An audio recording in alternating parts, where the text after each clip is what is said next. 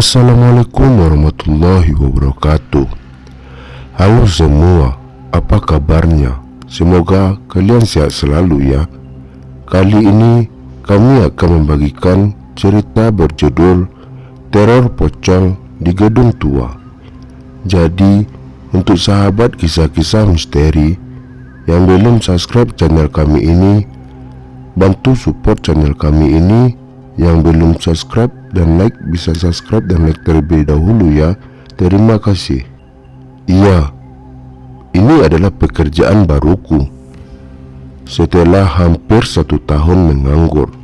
Atas informasi dari Bang Wawan, salah satu tetangga rumah di Jakarta, katanya ada lowongan pekerjaan sebagai karyawan pegudangan di Cianjur.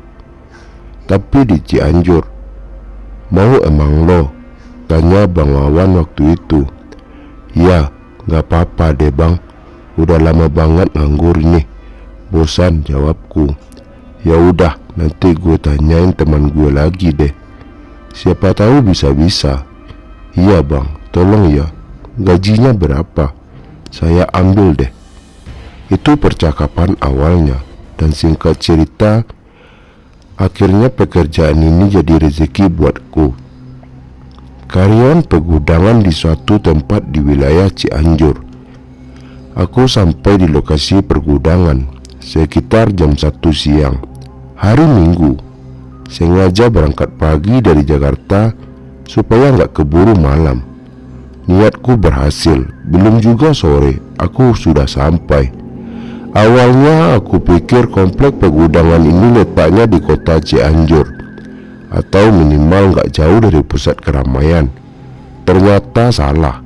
Dari Cianjur masih harus menempuh perjalanan 1 jam menggunakan kendaraan umum, angkot atau ojek. Letaknya agak jauh ke arah selatan dari Cianjur. Agak lama aku duduk di satu warung yang terletak gak jauh dari gerbang masuk pergudangan, menunggu Kang Ajal. Siapa Kang Ajal? Kang Ajal ini salah satu karyawan pergudangan juga, yang tinggalnya gak jauh dari sini. Jadi untuk pekerjaan dia bisa berpulang pergi dari rumah setiap. Jadi perusahaan ini adalah perusahaan distributor besar di wilayah operasional Jawa Barat. Salah satu gudang besarnya ya di Cianjur ini. Jadi dulunya ini pabrik pakaian, tapi udah dari dulu banget tutup karena krismon, ucap sang pemilik warung ketika berbincang denganku. Oh gitu, terus dibeli sama perusahaan ini udah lama pak? Tanyaku mulai tertarik. Pabrik ini sempat kosong bertahun-tahun sampai akhirnya dibeli perusahaan beras ini. Kayaknya di dalam masih banyak mesin-mesin bekas perusahaan yang dulu deh. Terbengkalai, rusak dan lanjut, bapak pemilik warung. Oh, jadi sempat kosong lama dan terbengkalai. Aku jadi penasaran, ingin cepat-cepat lihat di dalamnya. Semoga Mas kuat tinggal di mes itu. Hehehe, kata Pak Warung lagi. Emang kenapa Pak? Tanyaku dengan penasaran. Nggak apa-apa, jalani aja dulu, jawabnya dengan pendek.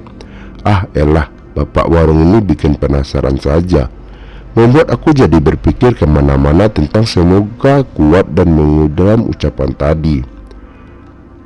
Cukup lama aku mengopi, merokok di warung itu, sampai kira-kira 1 jam kemudian ada seorang yang datang menggunakan motor parkir persis di depan warung. Mas Andra ya? Ucap orang itu setelah turun dari motor.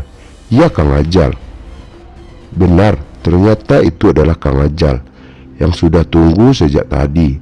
Setelahnya kami berkenalan, sebentar berbincang masih di warung itu, sampai memutuskan untuk masuk ke pergudangan.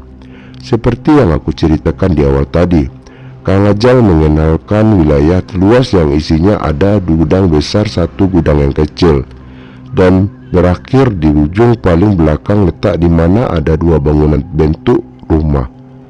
Yang satu berukuran cukup besar dan satu lagi gak terlalu.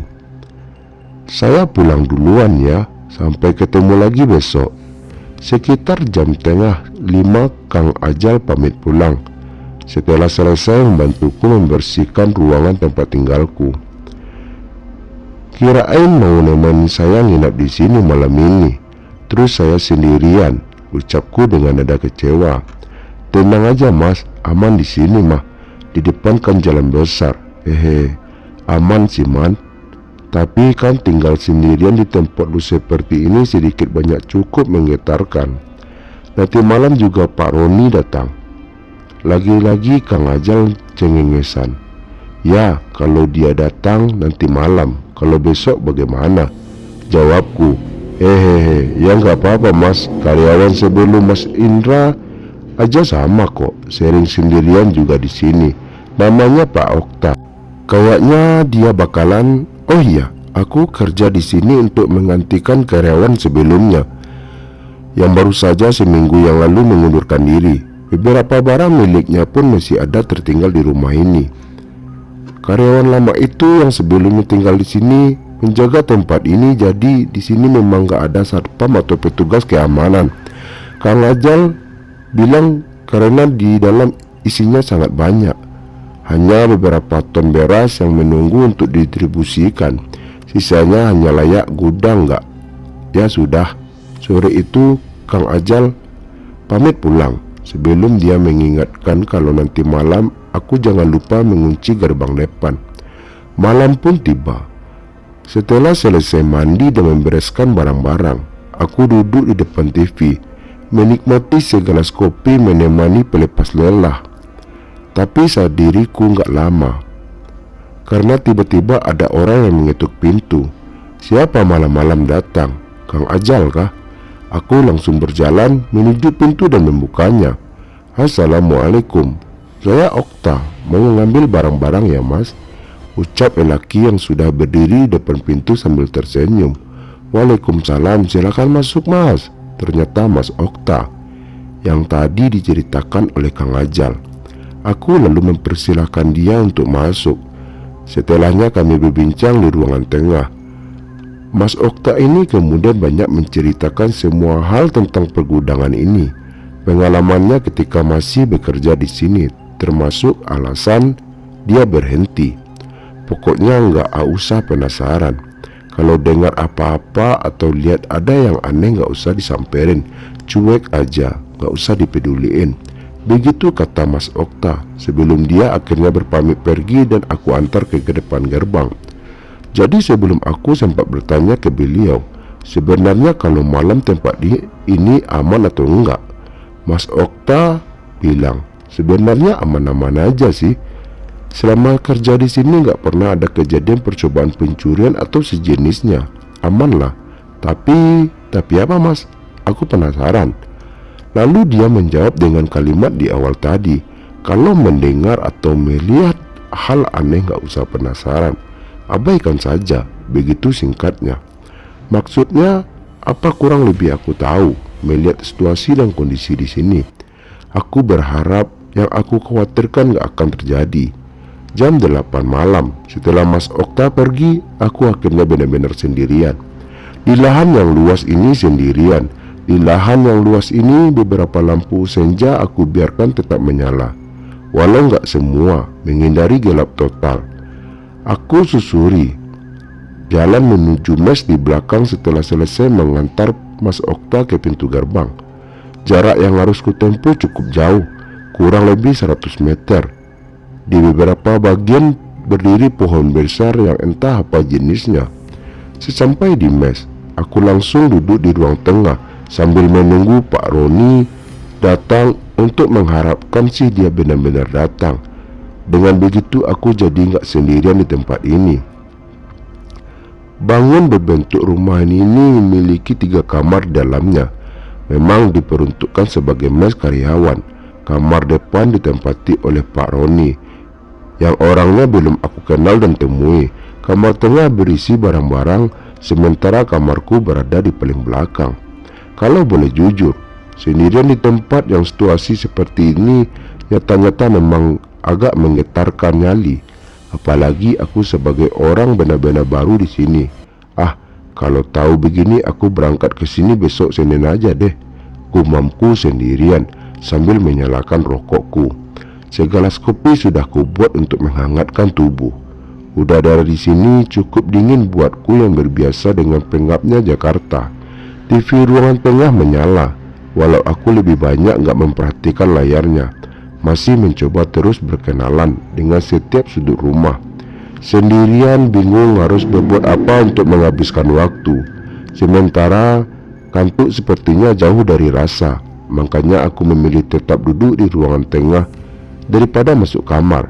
Seandainya pun Pak Roni nggak datang juga malam ini, aku akan tetap di ruangan tengah, gak berani tidur di kamar. Duduk di teras saja deh. Entah apa yang dipikirkan sampai memutuskan untuk keluar dan duduk di kursi teras rumah. Dari teras ini, aku dapat melihat sebagian besar wilayah pergudangan, walau nggak semuanya. Beberapa bagian hanya gelap yang kelihatan, tapi seenggaknya aku mulai merasa nyaman duduk di luar itu. Semua bangunan yang ada di dalamnya gelap gulita, gak ada lampu yang menyala. Hanya lampu di luar di dekat pintu saja yang menyala. Aku sudah pupus harapan menunggu kedatangan Pak Roni. Sudah hampir jam 12 malam tapi dia belum juga menampakkan batang hidungnya itu. Rokokku habis. Aku berpikir mungkin warung di pinggir jalan yang tadi siang aku hampir masih buka. Maka aku putuskan untuk pergi keluar warung itu. Berjalan kaki lagi aku menuju pintu gerbang utama yang jaraknya lumayan jauh. Dari gerbang itu sekitaran 50 meter. Sesampainya di gerbang, setelah aku membukanya, di kejauhan aku melihat warung itu masih buka. Lampunya masih menyala terang, syukurlah masih buka. Akulah melangkah ke sana. "Belum tidur mas?" tanya bapak warung ketika sampai warungnya. "Belum pak." "Loh, bapak kok belum tutup warung?" tanyaku. "Warung ini dibuka 24 jam mas." Gantian sama anak saya jaganya." Agak lega aku mendengarnya, berarti aku bisa setiap waktu hampir di sini. "Tinggal sama siapa di situ mas?" "Pak Roni." "Emang udah datang?" tanya bapak warung lagi. "Loh, bapak kenal Pak Roni juga?" "Iyalah, dia kan sering mampir ke sini." "Pak Roni belum datang pak, besok paling pagi dia datang." "Ya biasanya juga dia datang Senin pagi, jarang banget datang pada malam ini." Setelahnya, sebentar aku berbincang dengan bapak pemilik warung ini. Sampai sudah hampir jam 1, akhirnya aku mulai mengantuk. "Pak, saya pamit ya, udah ngantuk nih." Aku berpamitan. "Nanti kalau masih belum bisa tidur juga kesini aja lagi." Ucap bapak warung. Seiring aku berjalan, udara dingin terasa makin menusuk. Seenggaknya buat aku, jalan besar di depan pegunungan ini sangat sepi. Jarang sekali ada kendaraan yang melintas. Lampu penerangan jalan gak minim, jadi terbilang gelap. Aku langsung mengunci gerbang setelah sampai di mes. Gedung pertama yang aku lalui adalah bangunan yang paling besar. Bangunan satu-satunya yang digunakan untuk penampung beras. Dalam kelihatannya gelap, hanya lampu depannya saja yang menyala. Aku lanjut berjalan, gak terlalu cepat melangkah. Bangunan berikutnya adalah bangunan yang ukurannya lebih kecil dari yang pertama, tapi masih cukup besar. Menurut Kang Ajal, bangunan ini gak dipergunakan lagi. Isinya hanya mesin-mesin rusak peninggalan perusahaan lama yang sudah kabur. Tapi ada yang aneh. Dari sela-sela jendela, aku melihat kalau di dalam bangunan lampunya banyak yang menyala. Gak terang benderang, tapi cahayanya cukup untuk ada aktivitas di dalam. Bingung, aku lalu menghentikan langkahku, karena sebelumnya lampu dalam keadaan mati semua. Dan yang makin membuat aku kebingungan, aku mendengar ada suara-suara mesin yang sedang bekerja. Suara mesin yang sedang melakukan produksi. Kok ada suara mesin, pikirku. Penasaran, aku lalu mendekati salah satu jendela untuk mencari ada apakah yang sebenarnya di dalam itu. Benar, ada pemandangan sangat aneh di dalam. Beberapa mesin kelihatan bekerja, seperti layaknya pabrik yang sedang beroperasi, dengan lampu yang menerangi setiap sudut bangunan. Ada apa ini? Kok masih mesin menyala? Tapi walaupun kelihatan sedang ada proses produksi, aku sama sekali nggak melihat ada satu orang pun di sana. Aku harus memperhatikan, melayangkan pandangan ke setiap sudut bangunan, melihat setiap pergerakan roda mesin yang berputar normal. Sama sekali nggak ada indikasi kerusakan, hanya sebentar, mungkin cuma 1 atau 2 menit, kemudian semuanya seketika berhenti. Lampu tiba-tiba mati, berbarengan dengan deru mesin yang juga berhenti. Suasana langsung gelap total dan sepi. Sekejap aku berkesima, kemudian perlahan berjalan mundur menjauh dari jendela. Aneh, sangat aneh. Entah kenapa setelah itu ada beberapa saat aku malam diam berdiri tanpa bergerak, seperti berkesiap dengan peristiwa yang baru saja aku lihat. Saat inilah aku mulai mencium sesuatu. Indera penciumanku menangkap satu bau yang awalnya samar, tapi lama-lama kelamaan menguat. Bau yang sangat khas, seperti bau kentang rebus. Ya, kentang rebus. Bau itu timbul tenggelam. Ada saatnya samar dan menghilang, ada saatnya sangat menyengat. Tapi aku sangat yakin kalau ini sebenarnya ada hal yang aneh. Seperti tersadar dari lamunan, aku langsung bergerak melangkah menuju mes di belakang. Di sini nyaliku mulai goyah, makin merasa ada yang gak beres. Di antara bangunan kedua dan ketiga, ada jalan kecil yang memisahkan. Jalan aspal ini hanya bisa dilalui oleh satu kendaraan saja. Ketika sedang melewati jalan ini, aku menoleh ke arah ke kiri. Entah kenapa aku ingin melihat ke sana. Jalan yang nyaris gelap itu, di ujungnya aku melihat ada sesuatu yang hanya terlihat dalam bentuk siluet. Aku kembali berhenti sebentar, memperhatikan dan penasaran. Siluet ini awalnya seperti batang pohon yang berdiri tegak, tapi lama-kelamaan setelah aku memperhatikan dengan lebih seksama lagi, ternyata bukan. Sontak tubuhku kaku, sejenak menahan nafas, karena jaraknya nggak terlalu jauh. Gak memakan waktu lama, akhirnya aku dapat melihatnya.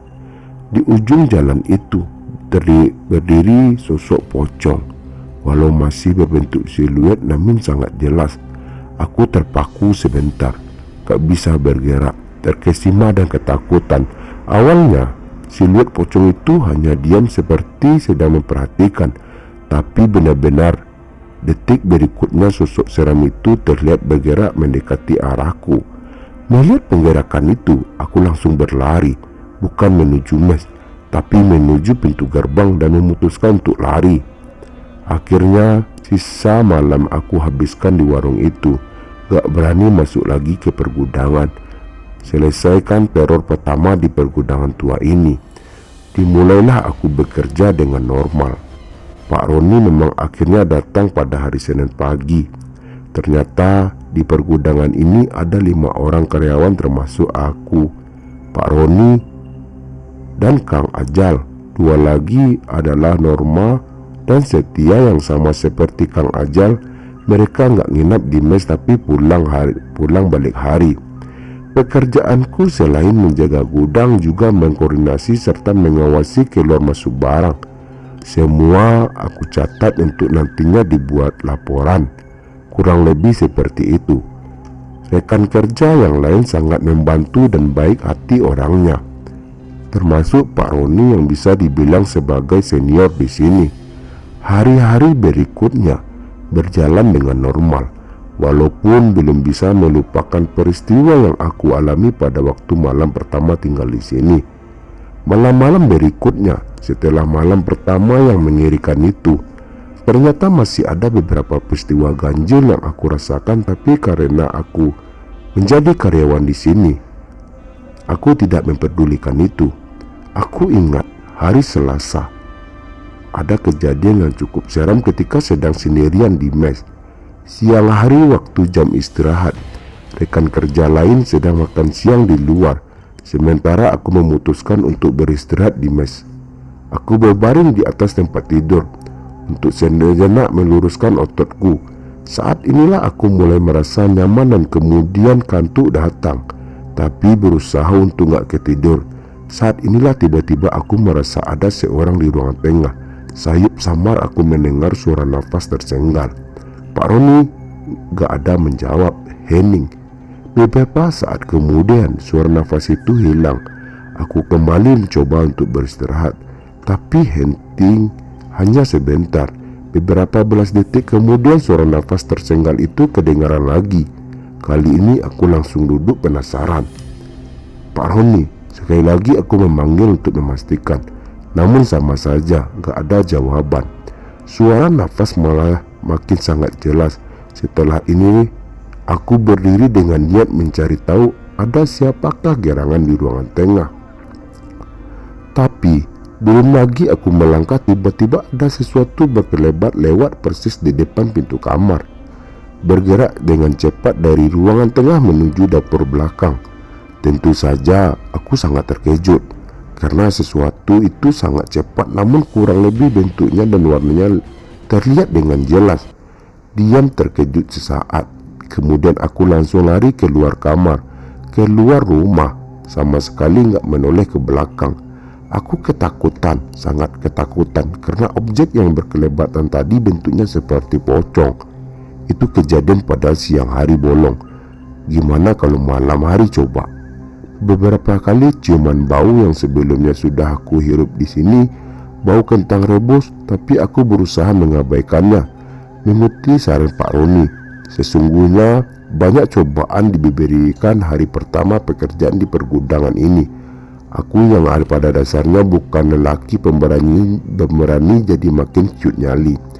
Sempat berpikir untuk menyerang dan berhenti saja dengan adanya banyak keseramaran yang terjadi. Tapi Pak Roni sedikit banyak menguatkanku. Hari berganti, tak terasa sudah hari Kamis. Kebetulan hari Kamis ini ada banyak bongkaran muat. Dari pagi sampai sore, pergerakan di isi gudang terus menerus terjadi. Hari yang cukup melelahkan. "Pak Roni pulang besok kan?" tanyaku ketika pekerjaan sudah hampir selesai. "Iyalah, kasihan anak istri saya kalau tinggal lama-lama." "Hahaha," jawabnya. "Atau saya juga pulang ke Jakarta deh. Gak mau di sini sendirian." "Loh kok gitu? Kan enak di sini. Jakarta jauh loh." Aku memutuskan untuk pulang aja besok sore. Aku gak mau bermalam sendiri lagi di sini. Gila. "Tapi terserah kamu. Saya sih gak apa-apa kalau kamu mau pulang." Pak Roni mengizinkan. "Makasih Pak, minggu sekali saya pulang ya Pak." "Oke, iya." Setelah itu aku pamit untuk kembali ke mes lebih dahulu. Sudah hampir jam 5. Aku lebih ingin cepat-cepat mandi dan beristirahat. Tapi mungkin karena sudah terlalu lelah, sesampainya di mes aku malah langsung ketiduran di kamar. Gak sempat mandi. Aku terjaga, belum tahu sudah jam berapa. Kamar dalam keadaan gelap. Aku mencuek-cuekkan mata sebentar lalu menoleh ke arah pintu. Dari sela lubang angin kelihatan kalau ruang tengah lampunya menyala terang. Selain terang, di ruang tengah juga aku mendengar ada suara Pak Roni yang sedang berbincang entah dengan siapa. Aku gak mengenal suara yang jadi lawan bicaranya karena masih sangat lelah dan mengantuk. Ditambah dengan mengetahui Pak Roni dan temannya masih berbincang, setelah terjaga itu cukup lama aku mendengar pembincangan Pak Roni. Ditambah tertawa sesekali mereka mendengar sangat akrab dan satu sama lain. Aku lalu mengubah posisi jadi menghadap dinding kamar, membelakangi pintu. Yang awalnya berniat untuk melanjutkan tidur, tapi akhirnya cukup terdiam sebentar. Aku lalu penasaran, jam berapa sih sebenarnya? Kuraih ponselku yang ada di atas kasur juga, lalu melihat layarnya ternyata sudah jam 12 lewat tengah malam. Dan ketika sudah membuka ponsel itu, aku melihat kalau ada pesan masuk. Ada pesan masuk dari Pak Roni. Pesan masuk dari Pak Roni, kan orangnya ada di ruangan tengah. Penasaran, lantas aku langsung membuka pesan itu. Tercatat kalau pesan masuk ponselku pada pukul 8 malam tadi. Aku makin penasaran apa sih pesan dari Pak Roni. "Indra, maaf, saya harus mudik mendadak karena anak saya sakit. Saya pulang sekarang ya." Begitu isinya. Kalau memang Pak Roni sudah pergi dari jam 8 tadi, lalu siapa yang sedang berbincang di ruang tengah? Refleks aku langsung menoleh ke pintu. Ternyata setelah aku lihat kali ini, ruang tengah sudah dalam keadaan gelap. lampunya mati, berbeda dengan sebelumnya. Dan yang lebih anehnya lagi, suara perbincangan juga hilang. Perbincangan yang aku pikir antara Pak Roni dan temannya. Ruangan tengah mendadak jadi sepi dan hening. Aku langsung bangun dan duduk di tempat tidur. Detak jantungku mulai cepat. Tanpa pikir panjang, langsung aku raih ponsel dan bergegas melangkah ke pintu. Aku harus pergi, gak berani sendirian lagi. Nyaliku agak goyah ketika harus membuka pintu kamar lalu melihat ruang tengah. Ruang tengah yang gelap gulita, tapi ternyata gak ada apa-apa, syukurlah. Aku lalu bergegas menuju pintu keluar. Bau khas kentang rebus sampai tercium di tengah-tengah. Tapi gak peduli, aku harus berlari. Setelah sudah berada di luar, kembali aku melihat ada kejadian aneh. Area pergudangan berkabut tebal. Pandangan jadi agak terhalang. Baru sekarang aku melihat dan merasakan kabut setebal itu. Tapi karena tekad sudah bulat untuk pergi, maka perihal aku mulai berjalan menembus menuju gerbang depan. Karena kabut tebal itu pula yang memaksaku untuk terus berlari. Lagi-lagi sepanjang perjalanan menuju gerbang, timbul ketenggalan aku mencium bau kentang rebus yang entah sumbernya dari mana. Akhirnya walaupun samar, tapi aku sudah bisa melihat kalau gerbang sudah dekat. Hanya tinggal beberapa belas meter saja jaraknya. Aku lalu mempercepat langkahku. Tapi tiba-tiba aku berhenti mendadak. Gak berani melangkah lagi. Ada apa? Jantungku berdetak cepat. Mendadakkan bulu kuduku berdiri. Aku melihat ada pocong berdiri di depan gerbang. Gak berani nekat. Gak berani mendekati gerbang, yang berarti mendekati juga ke pocong itu.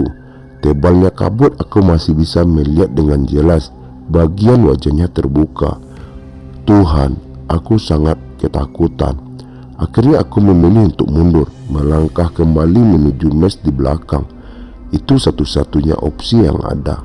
Tekadku makin menjadi untuk balik lagi ke mes ketika melihat sosok pocong seram itu ternyata mulai bergerak melayang menuju ke arahku. Aku ketakutan, lalu nekat berlari menembus kegelapan kabut. 1-2 kali aku terjatuh karena pendeknya jarak pandang. Tapi ketika menoleh ke belakang, ternyata melihat kalau pocong itu masih mengikuti. Aku langsung bangun lagi dan terus berjalan. Akhirnya aku sampai jadi di mes juga. Membuka pintu lalu menguncinya dari dalam. Kemudian buru-buru masuk kamar. Di kamar, masih dalam ketakutan yang teramat sangat, aku berbaring di tempat tidur menghadap dinding. Membelakangi pintu, aku gak berani menatap ke situ.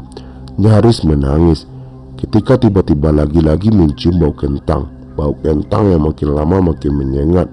Aku masih terus menghadap dinding, gak berani melihat ke arah lain. Bau kentang makin kuat, sudah tak taraf mengganggu, yang membuat aku akhirnya lagi-lagi berniat untuk tekad keluar rumah. Tapi ketika hendak turun di tempat tidur, gerak tubuhku menghalang sesuatu.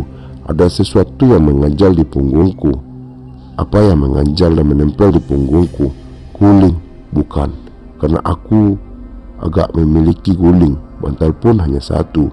Lalu apa yang mengganjal ini? Perlahan membalikkan badan, memberanikan berdiri walau ada sesuatu di belakang yang mengganjal menghalangi. Akhirnya aku bisa melihat semuanya. Ketika sudah berhasil kembali membalikkan badan, ternyata ada sosok pocong yang sedang berbaring di sebelahku. Kain kafan kusamnya terlihat jelas walau kamar dalam keadaan gelap. Kali ini jantungku seperti berhenti. Untuk bernapas pun aku gak berani. Amat sangat berlahan aku bergerak turun dari tempat tidur, sementara pocong tetap berbaring diam. Sungguh sangat menakutkan. Pelan-pelan tapi pasti aku terus bergerak sampai akhirnya berhasil turun dari tempat tidur, lalu berjalan cepat menuju pintu. Sesampainya di pintu, entah kenapa aku malah refleks menoleh ke tempat tidur. Sangat menyeramkan. Ternyata pocong sudah berubah posisi menjadi duduk, bukan rebah lagi. Wajahnya yang melihat hitam menatap aku dalam gelap. Tercekat. Untung aku masih punya energi untuk lari keluar dari rumah. Setelah sukses berada di luar, Aku lalu laju berlari menembus tebalnya kabut menuju gerbang depan. Terus sampai akhirnya sukses tiba di gerbang tanpa ada gangguan lagi. Lagi-lagi warung pinggir jalan penyelamat. Malam itu kembali aku habiskan di luar pegudangan, gak berani masuk lagi. Selesai teror malam itu. Setelahnya aku berusaha untuk tetap terus bekerja. Tentu saja masih banyak kejadian seram yang menerorku setiap hari, tapi hanya sebentar. Akhirnya aku gak tahan. Hanya kuat 1 bulan aku bekerja. Setelah aku mengajukan pengunduran diri lalu pulang ke Jakarta. Tamat. Terima kasih telah mendengar kisah-kisah misteri. Sekian kami pamit. Maaf kalau jika ada salah dan perkataan. Sekian kami pamit. Wassalam.